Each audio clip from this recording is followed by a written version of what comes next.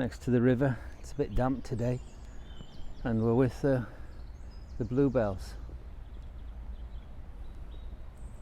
These are native British bluebells. The flower generally sits on one side of the stalk and it droops, and it has a faint fragrance to it.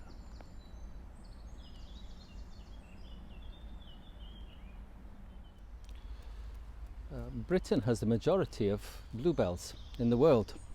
They like to be in outlying areas. They like to be in ancient woodlands.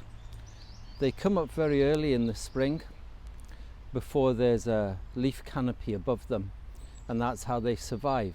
As the year goes on, the trees come into full leaf, and then the ground becomes shadowed and very little can grow. But the bluebells have already been up and they've done their work, and that's how they thrive, and that's how they survive. It's illegal to pick British bluebells. It's a wild flower under protection. Now, there is another kind of bluebell, a Spanish bluebell. This was introduced into gardens. They think about the 1800s, but around 1909, the Spanish bluebell was reported to be and spotted out in the wild, and it has gradually gained pace. It's more upright, it's not as blue, and it has no smell. Interestingly, in Elizabethan days, the bluebells were taken and crushed because they're quite a sappy kind of flower. The sap was used to glue arrow flights, the feathers onto arrows. Gerard Manley Hopkins, he wrote this of the bluebell. As falls of sky-coloured washing, the bows and slacks of ground vein blue, of light beating up from many glassy heads. Gerard Manley Hopkins says the beauty of the bluebell is that it brings the sky to the ground and fills all the cracks and crevices of the earth. I don't think, he says, I've ever seen anything more beautiful than the bluebell I've been looking at. I know the beauty of God by it. When he looked at the bluebell, he saw something of the glory of God, and that's true of all nature.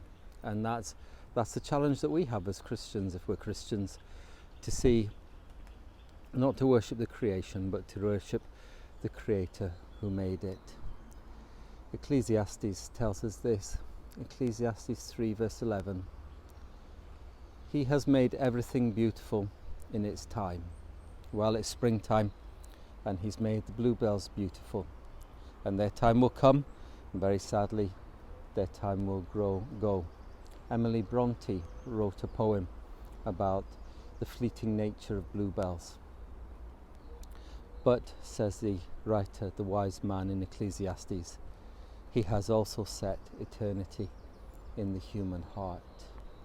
While things come and go and have their beauty in their time, you may say that's true of human beings.